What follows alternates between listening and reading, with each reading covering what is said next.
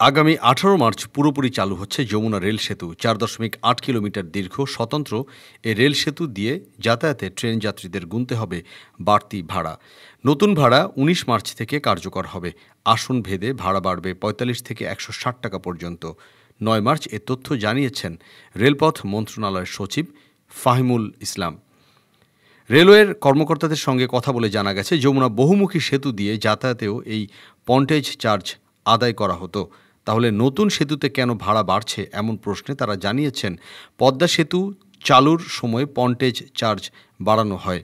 আগে পন্টেজ চার্জ ছিল ১৬.৮ গুণ, সেটি বাড়িয়ে ২৫ গুণ করা হয়। তবে যমুনা বহুমুখী সেতুতে আগের হারেই এতদিন ভাড়া আদায় হচ্ছিল।